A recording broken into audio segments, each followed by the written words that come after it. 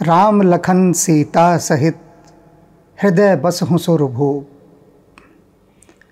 आज के प्रश्न काल में दो प्रश्न हम उठाएंगे और बात भक्तजनों के हृदय की इतनी अधिक बढ़ती जा रही है कि लगता है कि अब शनिवार का दिन भी प्रश्नों के लिए लेना ही पड़ेगा। सोमवार से शुक्रवार रामचरितमानस और शनिवार तथा रविवार भक्तों के जो प्रश्न आ रहे हैं उन पर बातचीत, उनकी जिज्ञासाएं। क्योंकि मैं असमंजस में पड़ जाता हूँ, धर्म संकट में पड़ जाता हूँ कि क्या करूँ। इतने अधिक प्रश्न हैं कि सबके उत्तर कैसे दूँ। अनेक भक्त तो यह भी कहते हैं कि आपको किसी प्रश्न का उत्तर देने की कोई आवश्यकता नहीं, क्योंकि रामचरितमानस की जो श्रृंखला चल रही है इसमें समय समय पर स्वतः ही हमारे मन के प्रश्नों के उत्तर मिलते जाते हैं। बात सही है उनकी, किंतु वह व्याकुल चित्त क्या करे जिसे अभी चोट लगी हुई है, घाव अभी है, उपचार आना है 6-7 महीने बाद किसी कड़ी में, उसको तो अभी चिकित्सा चाहिए ना। तो जो फर्स्ट एड है, ये प्रश्नों के उत्तर एक फर्स्ट एड की तरह है, प्राथमिक चिकित्सा की तरह आपको तत्काल आराम दे देंगे। लेकिन यदि लंबी चिकित्सा करनी है तो फिर यह जो रामचरितमानस की श्रृंखला चल रही है इसका नियम से, क्रमबद्धता से एक एक करके श्रवण करना होगा। तो हम पहला प्रश्न उठाते हैं। मैं जब भी ध्यान करने बैठती हूँ तो श्री राम का मुख देखते देखते मेरी आँखों में आंसू बहने लगते हैं, हृदय बहुत अधिक धड़कने लगता है, पूरा शरीर कांपने लगता है। मैंने यह बात जब अपने मंदिर के पंडित जी को बताई तो उन्होंने कहा कि यह तो तुम्हारी भक्ति पतन की ओर जा रही है, तुम्हारा अपने मन पर कोई संयम नहीं है। जिस समय तुम पूजा कर रही हो, राम का ध्यान कर रही हो, उस समय तुम्हारे अगर आंसू बहते हैं, तुम रोती हो, तो यह अपशकुन है। इसका मतलब है कि तुम अपने मन पर बिल्कुल भी नियंत्रण नहीं रख पा रही हो। हे गुरुदेव, आप मेरा मार्गदर्शन करें। मैं बहुत घबराई हुई हूँ कि क्या मेरा मन गलत दिशा में जा रहा है, क्या मैं अपने मन को संभाल नहीं पा रही हूँ। यह इनका पहला प्रश्न है। दूसरा प्रश्न भी है, उस दूसरे प्रश्न पर भी मैं आज ही बातचीत करूंगा, लेकिन इससे दूसरे वीडियो में। तो पहले इस प्रश्न पर बातचीत कर लेते हैं। मंदिर के पंडित जी ने कहा कि यदि तुम राम का ध्यान करते समय, उपासना करते समय रोती हो, आंसू बहाती हो, तो इसका मतलब है तुम्हारा मन तुम्हारे नियंत्रण में नहीं है और यह शुभ का संकेत नहीं है, अपशगुन है ये। एक बात बहुत अच्छे से जान लें, बहुत अच्छे से, जीवन भर आप सुखी रहेंगी। आपके हृदय में इस समय भक्ति का दूध बह रहा है, दूध का सरोवर बनता जा रहा है, और भक्ति के इस दूध के सरोवर में आप इन जैसे पंडित पुजारियों को नींबू निचोड़ने ना दें। इन लोगों को मैं नींबू निचोड़ कहता हूँ, जो आपके मन में, आपके हृदय में जो भक्ति भाव का दूध बनता है, इकट्ठा होता है, उसमें ये समय समय पर आकर नींबू निचोड़ जाते हैं और सब फट जाता है। अब आप इस समय कितनी घबराई हुई हैं, असमंजस में हैं, जिन्हें भक्ति का कण मात्र भी नहीं मालूम, उनसे आप दिशा निर्देश ले रही हैं। आप देखिए ऐसा ही नींबू एक बार मंथरा ने कैकेयी के हृदय में निचोड़ा था, खूब दाब के निचोड़ा, और कैकेयी ने निचोड़वा लिया। क्या हुआ कि जिस राम को वो अपने प्राणों से भी अधिक प्यार करती थी कैकेयी, सारा संसार जानता है उस समय का, कैकेयी साफ कहती थी कि अगर मुझे भरत और राम में से भी किसी को चुनना पड़े तो मैं राम को चुनूंगी। भरत से भी कहीं अधिक प्रेम कैकेयी का राम के प्रति था, और ये बात झूठ भी नहीं थी, कहने के लिए नहीं कहती थी कैकेयी, असीम प्रेम था। और राम को देखते ही कैकेयी की आंखों से अश्रु की धाराएं बह उठती थी, शरीर पुलकित होकर कांपने लगता था। यही हाल कौशल्या का था, सुमित्रा का था, दशरथ का था, और अन्य सभी का, जिनके लिए तुलसीदास जी बार बार कहते हैं कछ जाए न बरनी। मैं इसका कुछ वर्णन ही नहीं कर सकता,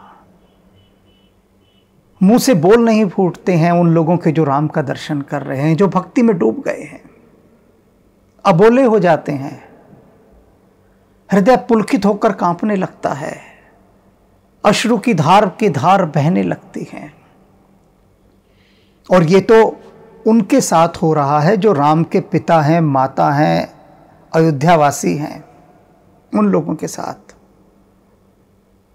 जनक, जिनको विदेह कहा जाता है, जिनके लिए कहा जाता है कि उनके ऊपर ये प्रेम इत्यादि जितनी चीज़ें हैं, मोह माया, ये सब कोई प्रभाव नहीं डालती, वे भी जब राम के साथ जुड़ते हैं, राम को देखते हैं, तो उनकी आंखों से अश्रुधाराएं बहने लगती हैं, तन पुलकित होकर कांपने लगता है, मुंह से बोल नहीं निकलते, ऐसी अबोली दशा हो जाती है। तो तुम्हारे पंडित पुजारी क्या कहेंगे? इस तरह के जो तथाकथित पंडित पुजारी हैं, वे क्या कहेंगे कि उनकी भक्ति का पतन हो रहा है। एक बात और बताता हूं, बहुत गहरी आपके लिए, क्योंकि ये सब बातें आपको मजबूत करेंगी।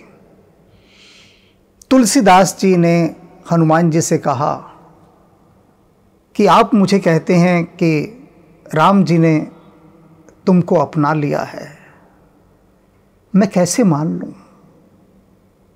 कुछ तो संकेत दीजिए ना, कुछ तो प्रमाण, कि जिससे हमें पता लगे कि हाँ, राम जी ने हमें स्वीकार कर लिया है, पहचान। तो हनुमान जी मुस्कुराकर पूछते हैं तुलसीदास जी से कि अच्छा बताओ, तुम्हें क्या पहचान चाहिए? जो तुम कहोगे वही पहचान हो जाएगी।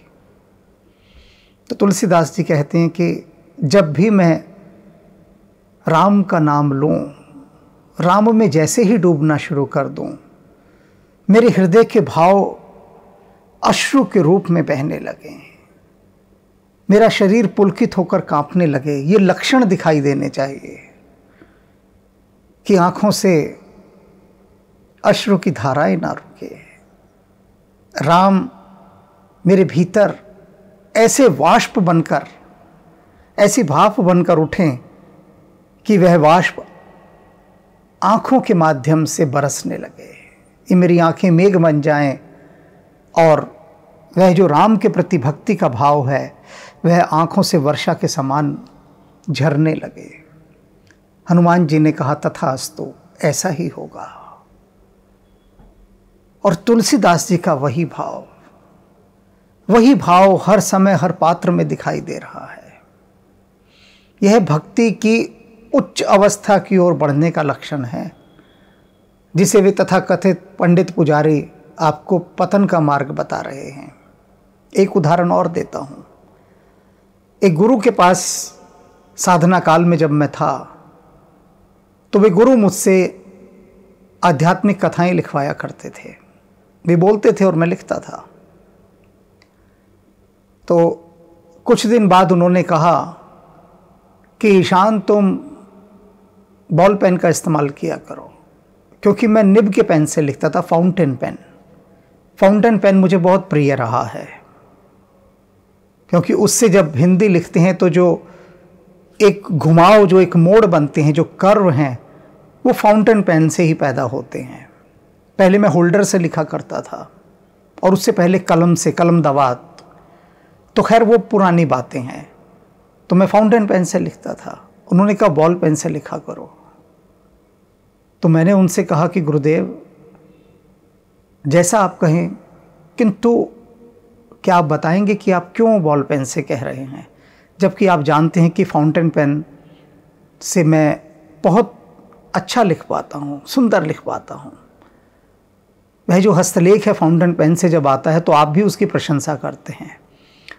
तो उन्होंने कहा बात तुम्हारी ठीक है, लेकिन जब तुम फाउंटेन पेन से लिखते हो और उसके बाद झुककर जब तुम्हारे आंसू उसके ऊपर गिरते हैं लिखाई के ऊपर, तो अधिकतर मिट जाता है, क्षतिग्रस्त हो जाता है, फैल जाता है।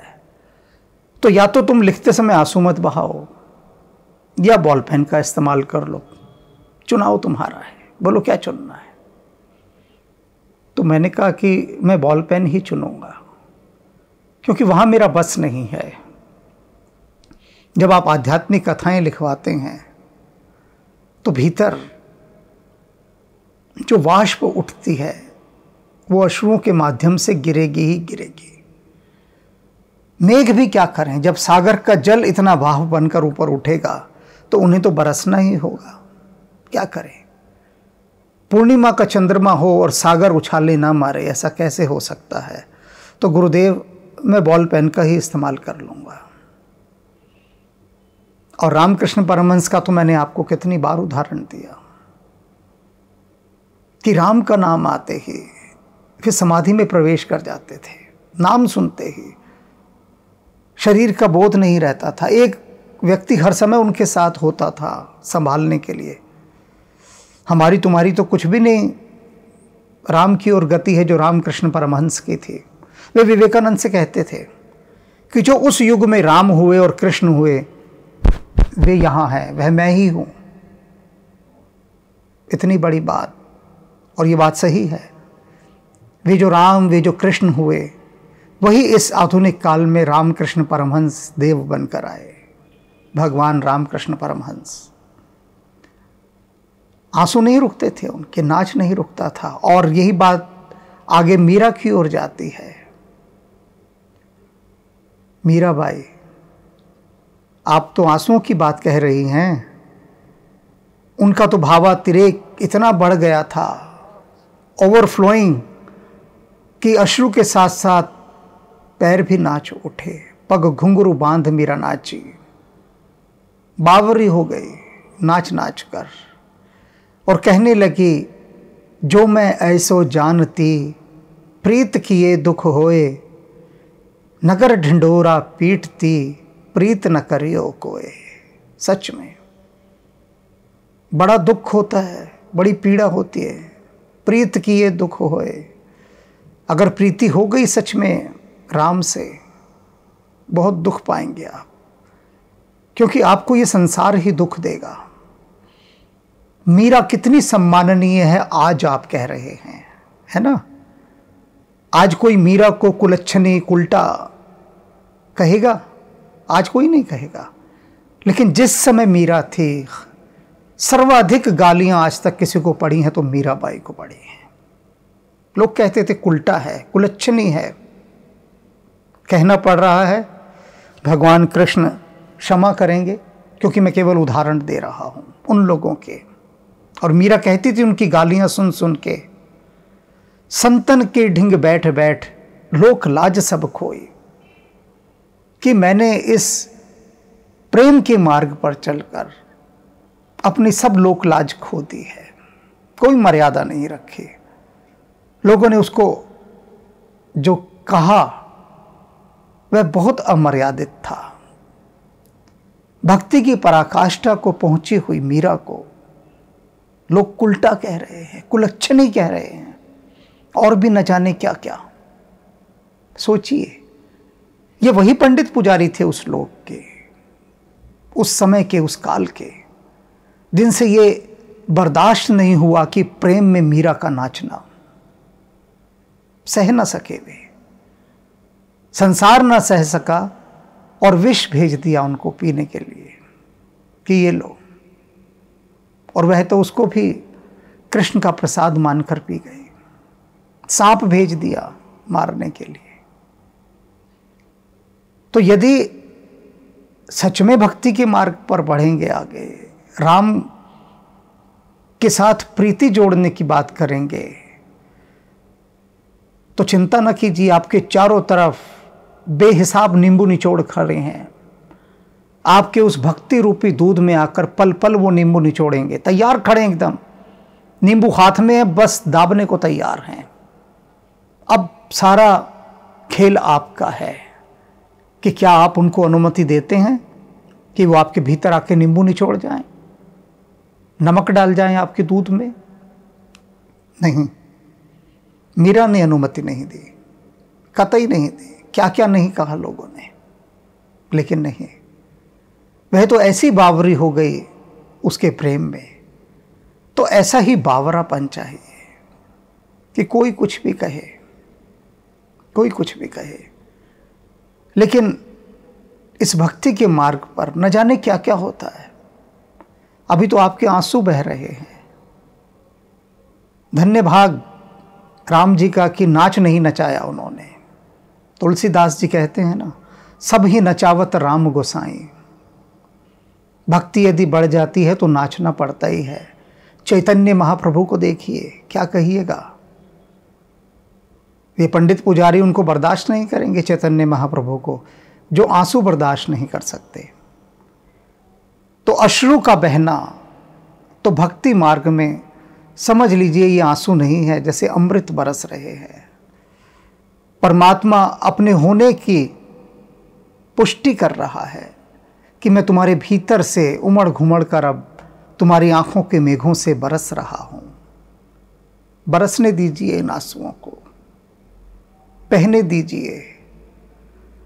राम के चरण कमलों को क्या सरकारी नल के पानी से पखारना और क्या गंगा जल से पखारना। इन आंसुओं के आगे गंगा जल भी फीका है। नहीं, गंगा जल से भी ये नरम और गर्म आंसू भगवान के श्री चरणों में गिरे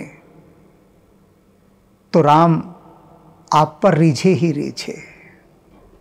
बहने दीजिए इन आंसुओं को, बहने दीजिए, बहने दीजिए।